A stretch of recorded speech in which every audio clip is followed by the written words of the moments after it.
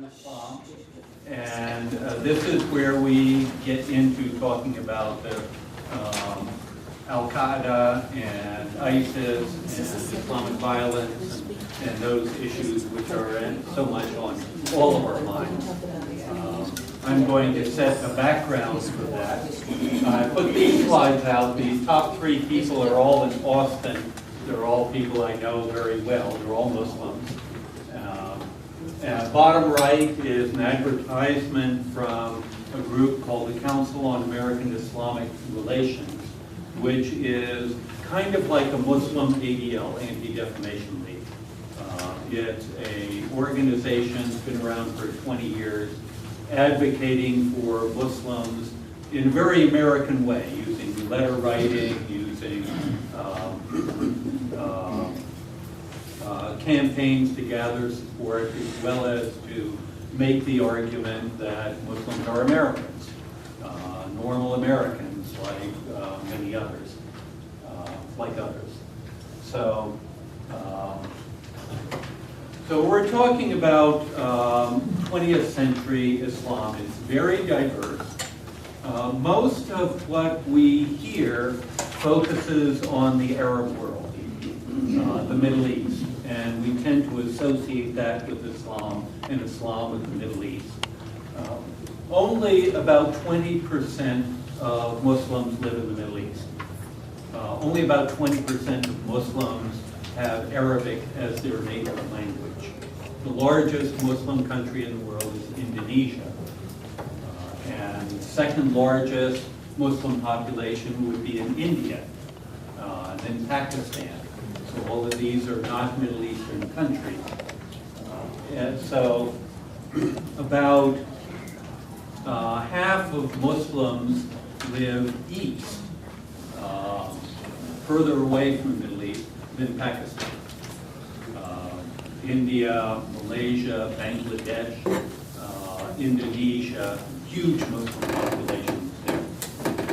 So in all of these, there are a variety of movements. In Christianity, we institutionalize our differences. So we develop institutions like the Presbyterian Church, the Methodist Church, the Church of Christ, the United Church of Christ, and it gets outsiders very confused. So our differences are a variety of ways made in institutions. That's not true in many other religions, and it's not true in Islam. You have the Sunni Shia division, but within those there's an incredible amount of diversity. It's just not named in any particular way. Most of these are not violent movements. They are advocacy movements. They're movements of particular cultures and spiritualities and histories, just like our denominations are. And a lot of our denominations, the theological difference is fairly small, but there's particular histories and particular cultures, traditions that have developed. The movements that are more political are generally aimed at authoritarian regimes. After colonialism in many, one might even say most, Muslim countries or former colonies, which is not only Muslim countries, the governments that have developed post-colonial are authoritarian, dictatorial, often regimes. And Saddam Hussein and Bashar al-Assad in Iraq and Syria are great examples of that. So are Mubarak in Egypt and in North Africa and so on. And so there are movements of resistance, movements of advocacy movements that are aimed at those regimes. And Islam has become the language of that movement, because that's part of the culture and the history, and it provides a political language. So it's not necessarily the religion of Islam, it's the culture of Islam. There are Christians in the Middle East who will say, I'm Christian religiously and Muslim culturally. Really interesting concept there. So there have been calls, and I get this question a lot, well, when is the Islam going to have a reformation? And it's really not a very good question. And the problem is that when we're talking about Reformation, the reference point is the Protestant Reformation. Every religion changes a lot. Judaism changes, it's evolved, changed dramatically in modern times. So has Hinduism, so has Buddhism. There are more Zen Buddhists in America than there are in Japan now. All these things are changing. We don't talk about Reformation. So Reformation refers to the Protestant Reformation, and I'm not sure that we want to repeat that, because the result of the Protestant Reformation was 150 years of brutal war between Catholics and Protestants, episodic, but there until the Treaty of Westphalia, which kind of resolves it, but not really. And I don't know that we want that for any world that we live in. In part, in little part, you could say that is actually what's going on in parts of the Muslim world. There is a reformation going on, and it has, as we all know, its very bloody aspects. Part of what goes on are restoration movements. Now, this is a particular term in the study of religion. It means to go back to the original community, to restore the original religion in its founding times. You find this in Islam. You find this in Christianity as well. In a sense, you could say Protestantism is a restoration movement, that it rejected Catholicism and its whole history and wanted to go back to the model of Jesus and the disciples in the original community. The signal of this is, look at this church or any Protestant church. How many classes, adult study classes, do you have on the Bible, the original text? How many do you have on Christian history? We ignore Christian history. It's as if we were born with Calvin, and what happened before just doesn't exist anymore. And we study a little bit of history of Calvin, but mostly it's the Bible.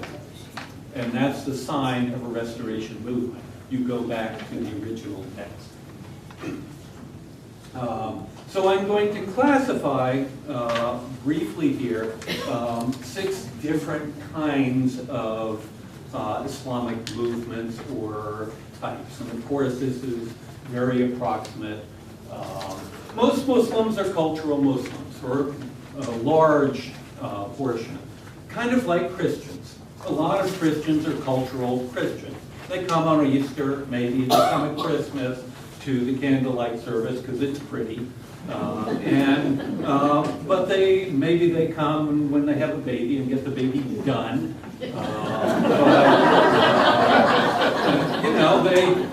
But the Christianity is a cultural thing. It's not a religious thing.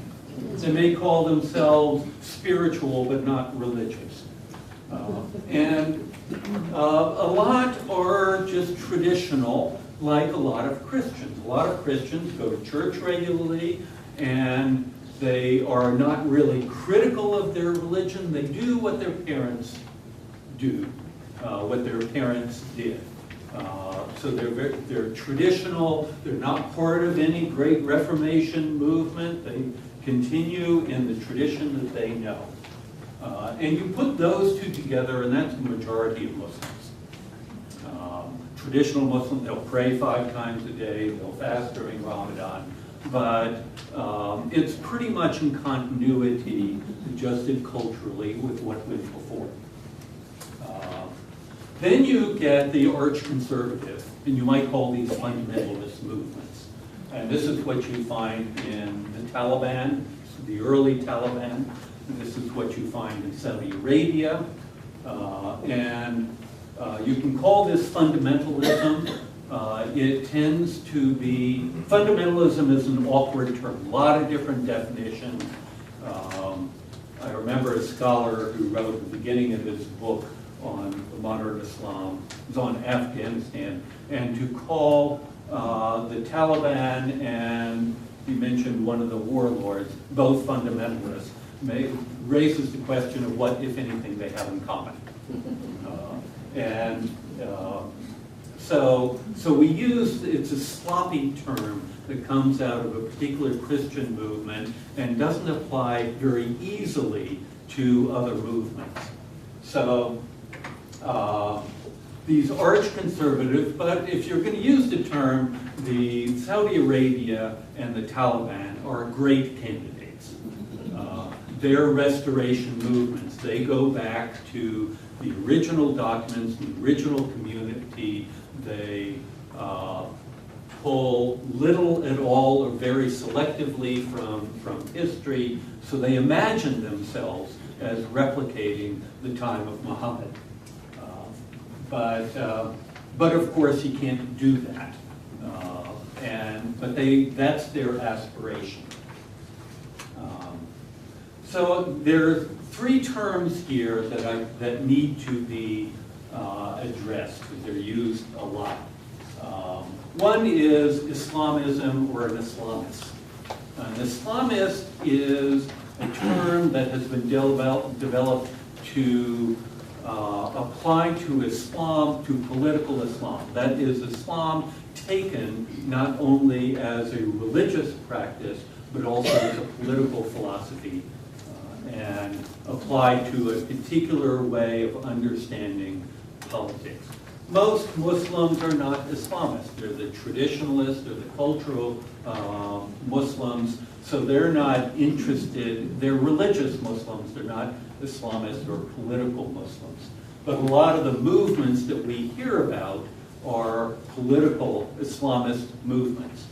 Most of them are conservative, some of them are liberal, some of them are not easy to categorize on that statement. The other is Salafi. Yeah. Excuse me, before you go on, could you give us some examples of what kinds of things does a political Islamist believe? What makes, what policy, a single ruler, government, democratic government? Yeah. Oh, okay. It varies. Oh, okay. And it can be a democratic government. I'll get to a little bit of this later on. Oh, okay. But it can be authoritarian. There are various ways in which they can use the tradition to construct it. Oh. So in the tradition, in the Quran, consultation, the majlis, is very important. For a while we were hearing a lot about the Loya Jirga in Afghanistan, the consultation of all the elders get together in council. So and that's very Islamic. Applying the organization of the Islamic church or religion Right. Yes. to the government of Right. the country. I see. Right. It's the Islamic State, whatever that is. So it emphasizes theologically the very important doctrine of Tawheed, which is the oneness, the unicity of God. So they reject idolatry. So they reject saints, which are very popular in Islam. We don't hear much about them, but in popular Islam, the value and importance of saints is widespread. And they reject all of that. They reject the importance, a great importance of angels. They reject certainly Christianity, and because we seem to be tritheistic to them with the Trinity. And so and the classic example of this is the Wahhabi movement in Saudi Arabia, begun by a man named Muhammad ibn Wahhab in the 18th century in Saudi Arabia. So this is not really old. It's a fairly modern, early modern movement that transformed Saudi Arabia. And the third movement is jihadi, which has come to be an accepted term for those Salafi movements that are violent, that take the concept of jihad as a violent, as authorization for warfare. And it's an uncomfortable word for those of us who study Islam, because jihad is such a broad term. Jihad refers to any kind of effort. One of the very popular words, very common words in the Islamic tradition, is ijtihad, which is from the same root of jihad. And it means describes the effort to understand the tradition, to understand the Quran, and to interpret it. It has nothing to do with warfare. It's what we're doing in your Bible studies. That's ijtihad. You can also talk about the jihad of trying to wake up the Lord. You know, it means struggle, and anything that's struggle is effort. The problem that this raises is that any time a political leader or movement leader calls for jihad, they're not necessarily calling for warfare.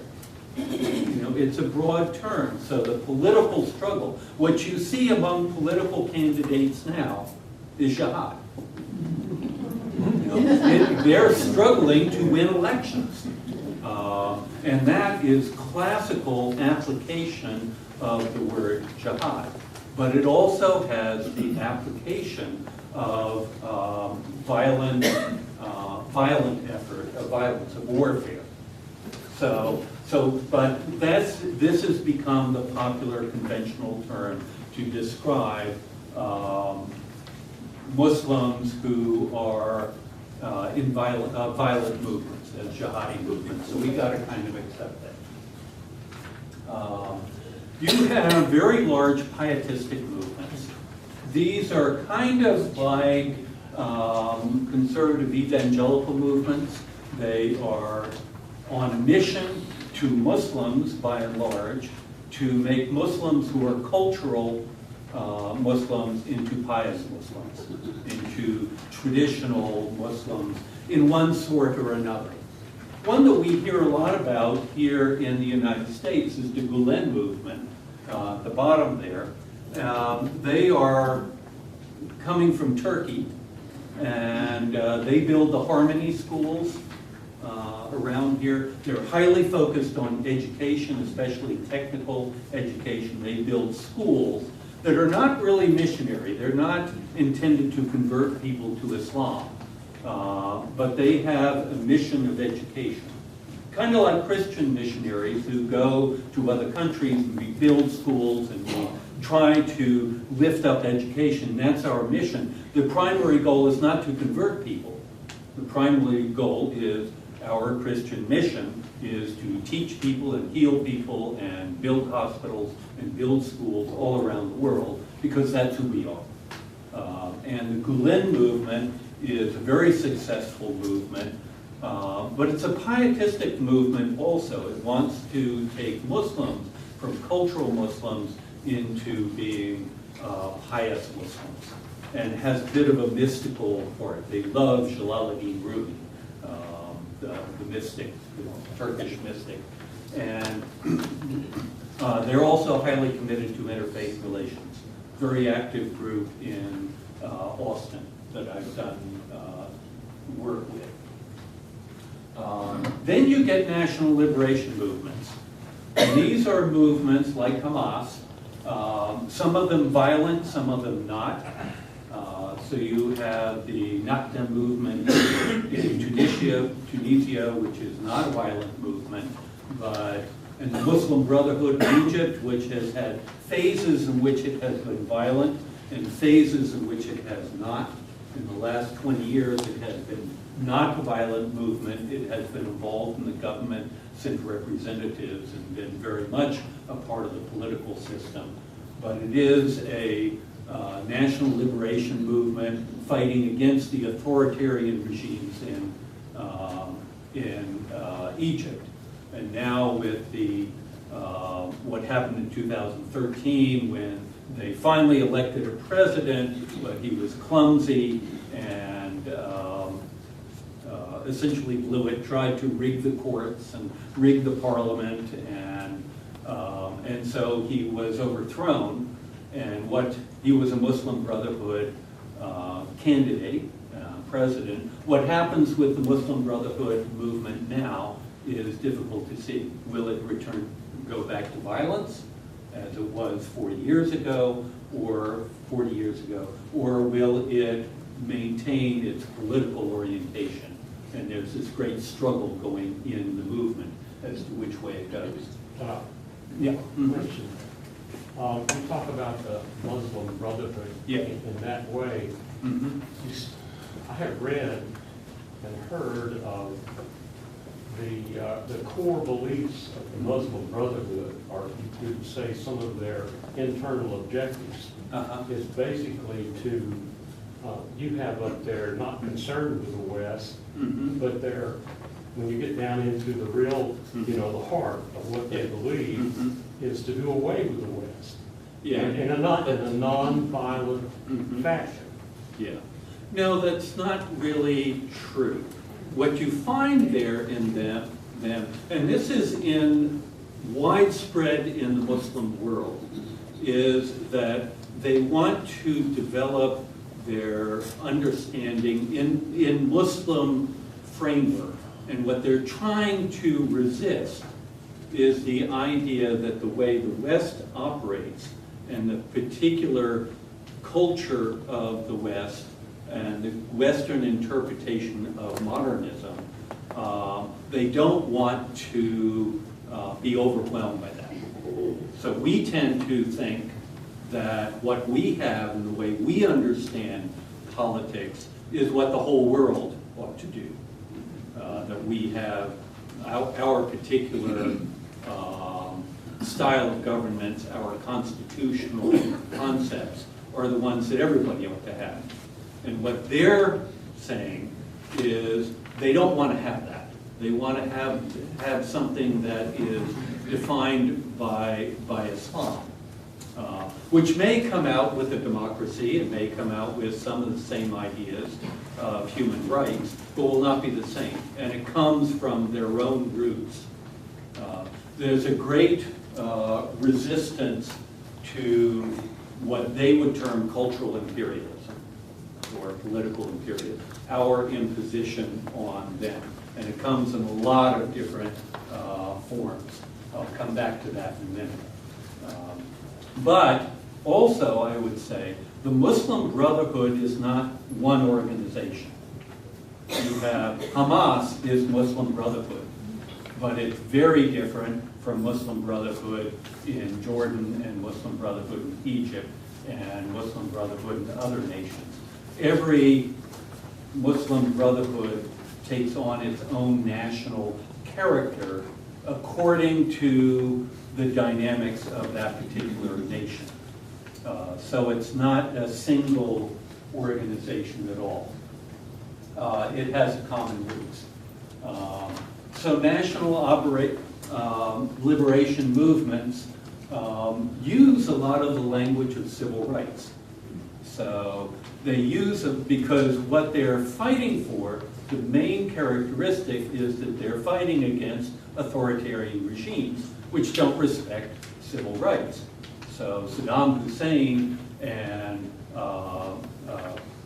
Bashar al-Assad, or Hafiz al-Assad before him, his father, those were brutal regimes.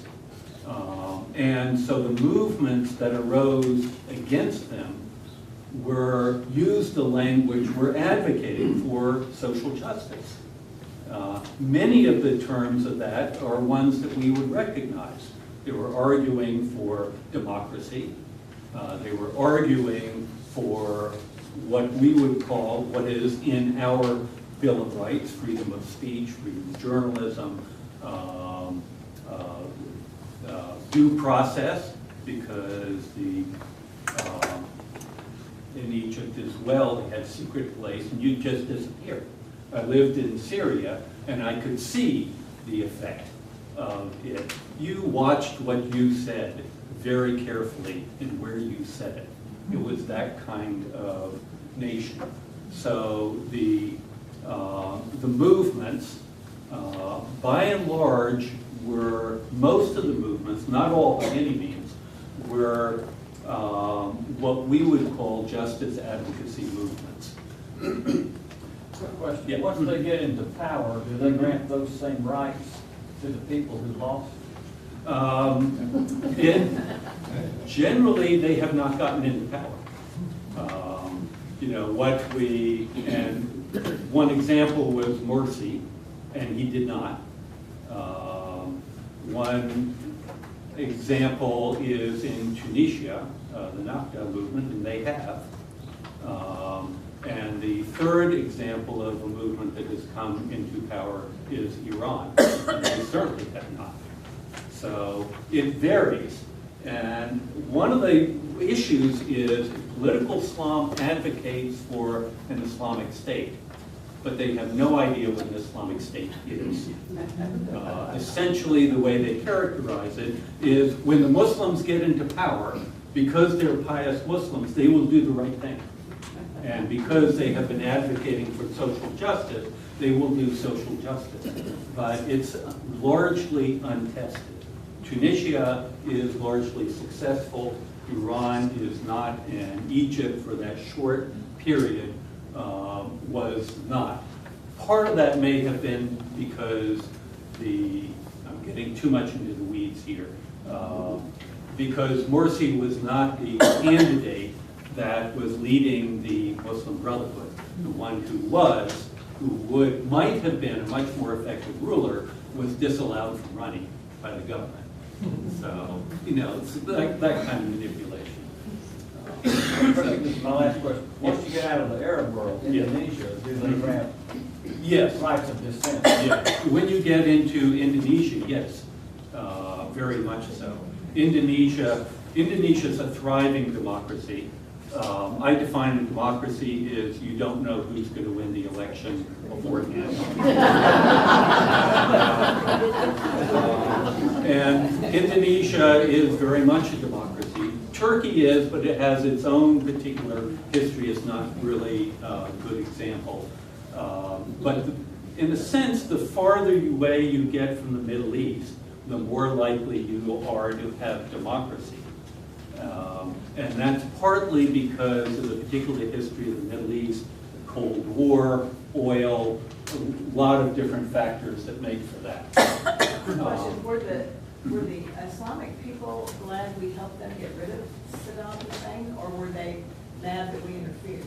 I would say, and I'm getting a little risky territory here, I would say that the Shia, which is a slight majority, were very glad to see Saddam Hussein go. Part of what went wrong there was not removing Saddam Hussein himself, but afterwards the U.S. disbanded the Iraqi army and threw out, and this was Shia doing, this is not just U.S., this was the Shia doing. Once they were in power, they completely disenfranchised the Sunnis who had been running the government. So they removed the top echelons of government. And that's a Shiite Sunni thing. Yeah, and there it's not really religious. Right. It's kind of like Ireland. Right. One of my students spent a year in Ireland, and she came back and said, I ran into people who say, I'm Protestant, but I'm not Christian.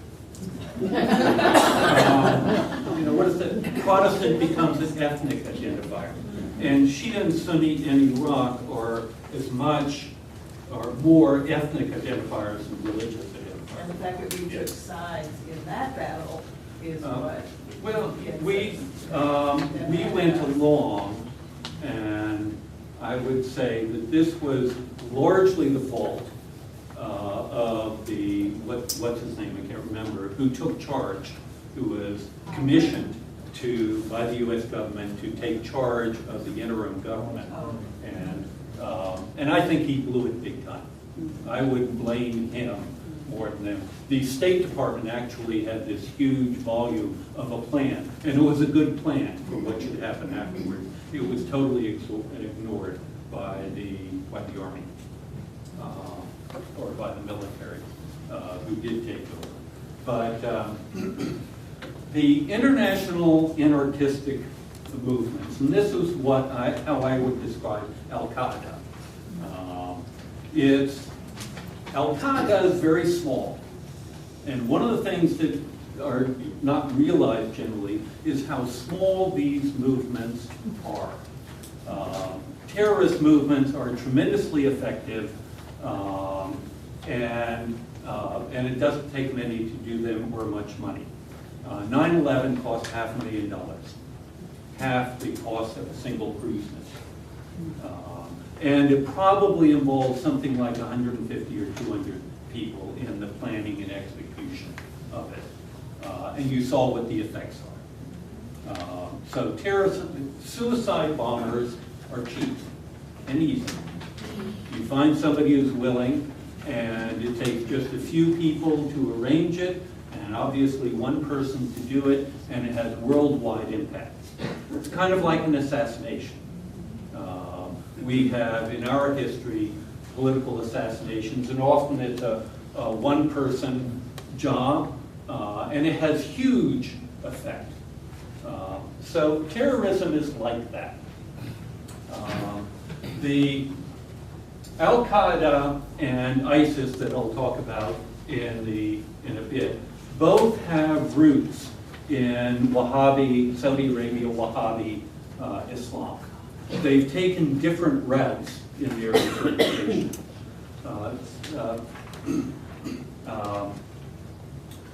The Al-Qaeda used to talk about the head of the snake. There are many tails, but they're the head of the snake. In order to kill it, you've got to cut off the head. For Al-Qaeda, the head of the snake was us, and we were the primary target. Secondary to that was Saudi Arabia. For ISIS, the head of the snake is Saudi Arabia. What is generally not realized is since in the past little over a year and a half, ISIS has committed 15 different terrorist attacks in Saudi Arabia. 6 of them against Shia, but 9 of them against the Saudi Arabian regime. There have been suicide bombings, truck bombings, assassinations, and so that's the head of the snake for them. We think it's us. It's not us. It's not that we're not on the list, but we're not the head of the snake. So these tend to be small groups, obviously very violent. They tend to be anarchistic. Saudi Arabia, Al-Qaeda had no political agenda. They had a purely destructive agenda. Unlike ISIS, which does have a political agenda to get to. So in some ways, and this is not really a good analogy, they're like gangs.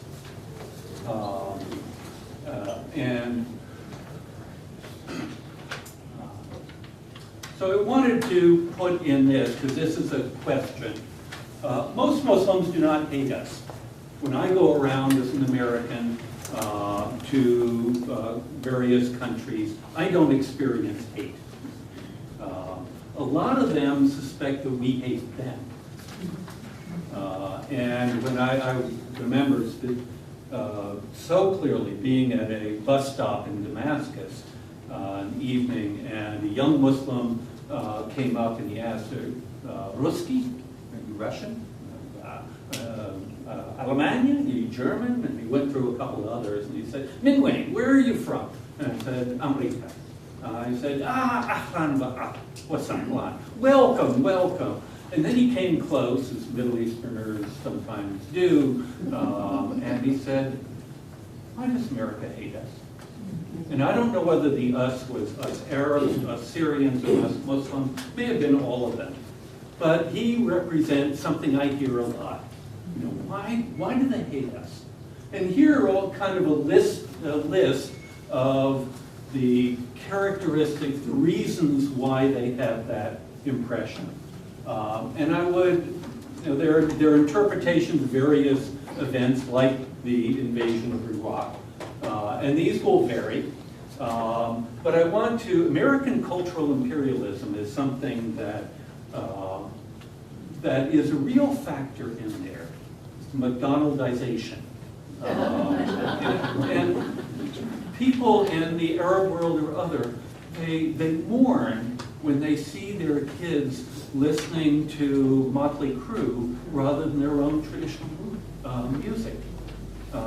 When they see them wearing Western style clothes rather than their own traditional clothes. When they see them idolizing Westerners rather than their own leaders. And it's, they see them losing their heritage and losing their culture.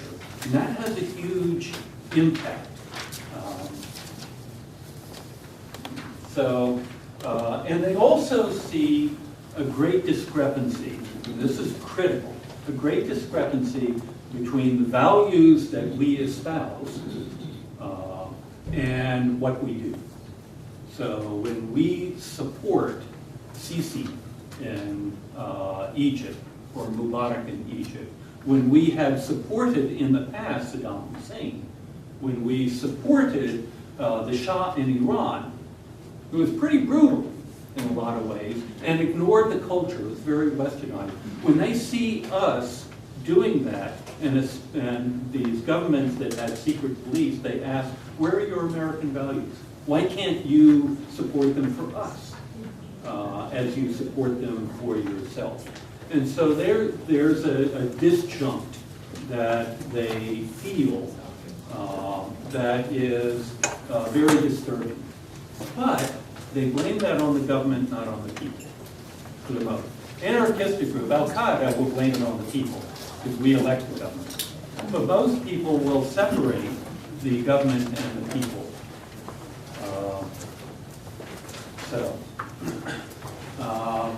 So ISIS. One of the things about ISIS is its own thing. It's a small group. I did a little checking. The entirety of ISIS, meaning the active ISIS members, would almost fit into the Bobcat Stadium up the road. It's about 35,000, or estimates from a lot of different places. It's not a large group. It's half of the population of New Braunfels. They're tremendously effective. They're tremendously disciplined and committed. But why did they come about? And it really emerged in about 2013. But if you look at the context, Syrian civil war, so it's a chaotic situation. The drought, there's been a drought in Syria that has sent a lot of people. I think 80% of the animal husbandry, cows and sheep and so on, have died in the drought. 80%. And about 60% of the crops had failed. So people went rushing into the cities, and that partly led to the Civil War. The Arab Spring led to the Civil War. So all of these characteristics led to ISIS. And certainly a big part of it, ISIS is a Sunni organization. So they are part of the disaffected Sunnis who were put out of power when the Shia took over Iraq.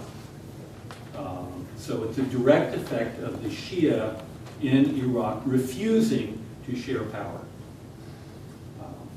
So what if some of these things had not happened? Would we have ISIS? I think not. ISIS emerged out of a particular situation of chaos that allowed a movement, a highly disciplined movement, to emerge. And we are the only ones, or Westerners, who are primarily concerned about ISIS. Hafiz al-Assad, or Bashar al-Assad, is the leader of Syria. He's not concerned about ISIS. He's concerned about the civil war. Turkey's not concerned about ISIS. They're concerned about the Kurds. Saudi Arabia is not really concerned about ISIS. They're concerned about the Shia. So we, of all the actors in there, none of which like ISIS, many of which hate ISIS, but ISIS is not at the top of the list of their concerns. So it's a very confusing situation. We're trying to convince them to move ISIS up the list, but we're not real successful on that. They're fighting ISIS, but in a very half-hearted way. The Turks would much rather bomb the Kurds than bomb ISIS. So ISIS grew out of this particular context. Its roots are in Al-Qaeda, which we largely successfully eliminated in Iraq by 2006. But there are still little elements there, and gradually, very quiet for a few years, and gradually, again, I think because of the context in the region, emerged. Their success, I'd say part of their success is what we call shock and awe. They have success breeds success. They're breeding on this Sunni resentment. So Sunnis accept ISIS not because they're wild about ISIS, but because they feel such great threat from the Shia in Iraq. And so and the Alawites, who are kind of Shia, pseudo-Shia in Syria, so they find protection here. They are good at recruiting foreigners, but there's the front door and the back door. People come in, not huge numbers, but significant numbers, and then they die on the battlefield. So the movement is not really growing a lot because they're actually losing ground. The fight against them from the Shia in the United States and some others has been successful enough to not to eliminate them, but to prevent their growth, and actually they're shrinking in what they are able to control. And we've all heard how successful they are in social media. Their savagery is unusual. This is one of the differences from Wahhabis in Saudi Arabia. Is Wahhabi Islam, very conservative, arch-conservative, has never advocated the level of violence. We don't get that violence out of Saudi Arabia. We get it from ISIS. They draw from a particular document produced by an Egyptian, which is called the Law of Blood. And that is a theological justification of the savagery. It eliminates competition, and some people are attracted to extreme violence, and they draw on those people. Some people are attracted to the purity of it, the single-mindedness of it. But most important, I think, is the apocalyptic aspect. ISIS is an apocalyptic group. They believe that the end of the world is close. Their magazine, online magazine, there are, I think, 13 issues out now. It's called Dabiq. Dabiq is the name of a small village in Syria, and it is where it is Armageddon. What we know as Armageddon, the place of the final battle, is Dabiq in Islam. This doesn't come from the Quran or the basic Sunni. This is a tradition. But the traditional, it's kind of like Left Behind series. Not much of it comes from the Bible. It's kind of a development from that. And the story is that there will be a final battle between Muslim forces and the West, which is called Rome for them. And it will happen at Dabiq, and the Islamic forces will win, but it will not eliminate the West. The battle will go on until finally in Jerusalem, Jesus will return. That's Islamic theology. Jesus will return, defeat the Antichrist, the Dajjal, usher in a period of 30 or 40 years of peace, the peaceable kingdom, and then the final judgment day will come. They believe this will happen, and soon. When you believe that the end of the world is soon, you don't have to plan for the distant future. You can do anything you want. And indeed, there's an urgency about what you do, because the end of the world is upon us. So that creates this, this urgency, and I think that urgency is an explanation for a lot of this. There's a Bill McCants who's written a lot about ISIS and really emphasizes this apocalyptic part. So what's going to happen? I don't know. What should we do about it? I don't know. It's a very complex situation. But because it's a Sunni organization, it is limited in how far it can expand. Because you run into a lot of Shia, and they hate each other. So they'll run out of Sunnis, at least in their area. They'll not run out of enemies, and they're flexible that way. They're trying to franchise what they do, as Al-Qaeda do, to adopt other existing violent groups, like this very small violent group in Sinai, who's been killing Egyptians, fighting the Egyptian government. Libya, we read about now. A little bit worse. Those are the only two that they've been somewhat successful. They're trying to adopt the Yemeni situation. The problem with doing Yemen is that the rebel group are a body Shia. So it doesn't work. And the government is supported by Saudi Arabia, and they don't like Saudi Arabia. Saudi Arabia is the head of the snake. So they can't figure out who to support there. So Yemen's kind of a no-go. But they're trying to do it elsewhere. As with Al-Qaeda, it tends not to be very successful because these groups all have their own agenda. And there will be a marriage of convenience for a while. They really like the ability of ISIS to use social media.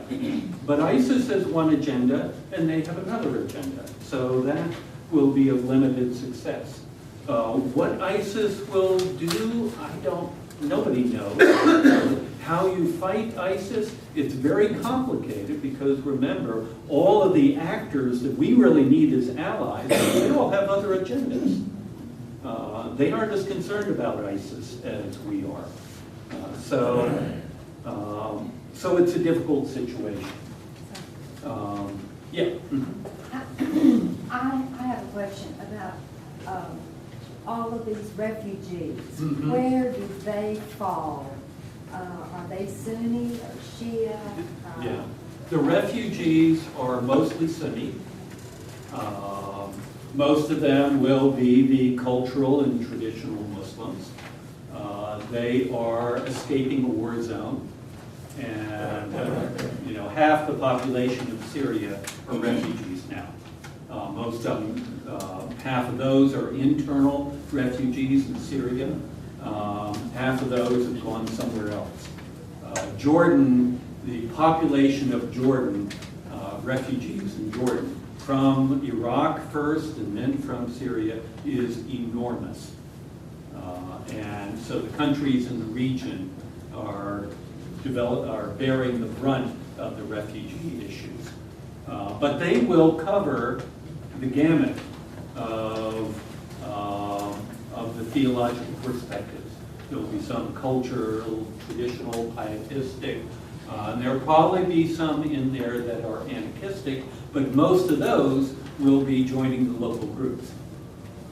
They're the ones who will join the militias in the Civil War or ISIS, and they're not primarily going to be going to the West, but we cannot assure that none of the refugees will be of that persuasion, of course. just a brief survey of Islam in America, just a couple comments. The population, most of the population, about 67%, are immigrants.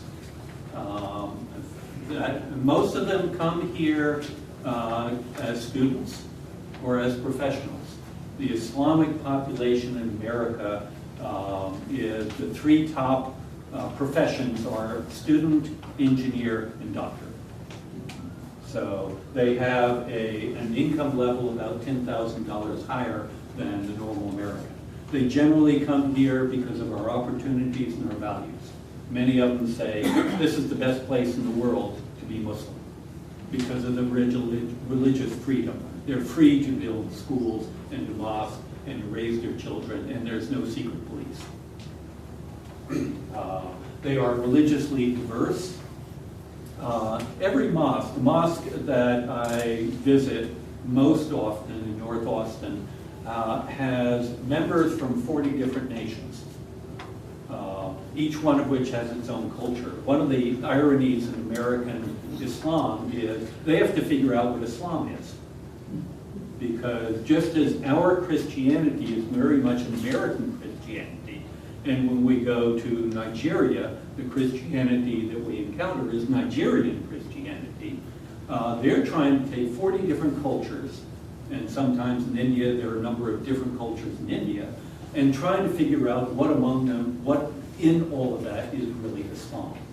So they're having to reinvent an Islam that is non-cultural or that is culturally American.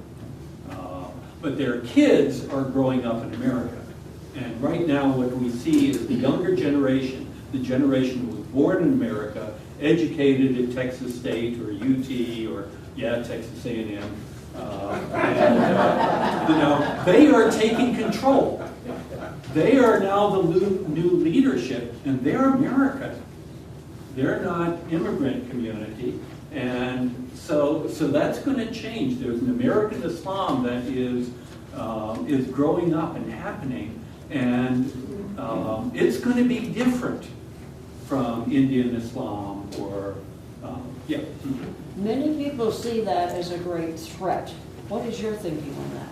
I'd say it's no threat at all, and the reason is they're 1% of the population. So they're very small, and they're here not because they're in opposition to America, but because they like being American, which is not to say that they do not have arguments with America. Just watch the political campaign, everybody does. But they are, the way I experience them is, and I try to get around to the Muslim community, and I go to national conventions of Muslims, and so I try to really get a flavor of the community and try to figure out what is it that they're arguing about. Most of the things that they're arguing about are how to figure out what Islam is, absent all the cultures that people come from, what an American Islam is. And the younger generation is now entering into that conversation in a big way. And what you are doing is extremely valuable, and more people like yourself should be doing this. I'm trying. That's why I'm here. And I'll be going to First Presbyterian later. And so you need to be on television, because what's on television is such a different story, and it's too bad. Yeah, it is. And I'm working with Muslims in Austin to figure out how they can get their voice heard, because another question is, where are the moderate Muslims? Why aren't they condemning terrorism? And they're condemning terrorism all the time, but it never makes the news. They're not skilled in knowing how to do that. And a lot of them, they're focused on building their mosques and their schools, so they're internally focused, and they don't know how to do and are a little worried about doing the external relations. So I'm a member of a group, Texas Impact. We're trying to work with the community and see if we can figure out a way to make that happen. Yeah. And whoever becomes president desperately needs to have a understanding of the world situation and, you know, everything you've been talking about. Right, yeah, they do. They do need that. And all that information is available. But, you know, the politics of the situation, and the complexity of it. You know, as I said, in the ISIS situation, there's no clear way to address that. And a lot of the solutions that get kind of casually thrown out are tremendous, they're risky, and there are tremendous downsides to it. And so trying to negotiate that is really difficult. I read a fair number of reports from think tanks because that's where I think the good information is, not in the newspapers. But, and, you know, it's just so hard to figure out. Yeah. I'm curious, a mosque built here in this country, is it likely to be either Sunni or Shia, or is it a blend? It's likely to be Sunni, because about 80% of Muslims are Sunni. But there'll be a whole variety. We have 9 Muslim centers groups in Austin. There's a big mosque in North Austin that's Sunni. There's a big and comes out of Asian roots, South Asian, India, Pakistan roots. There's one in East Austin, a big mosque, from Arab roots, but they're diversifying. There's a new one in South Austin that's very conservative, Sunni. And I'm interested in developing relationships with them. Though it will not be easy, but it's important. There's an African-American mosque. There's a Turkish mosque. There are a couple of Sufi groups, the mystical groups. Whether they're truly Islamic or not, you know, sometimes they're they're Sufi wannabes. And so there won't be a mosque that is a blended. You sometimes will get that in a small community where there are no other options. But you do not, there's a Shia mosque.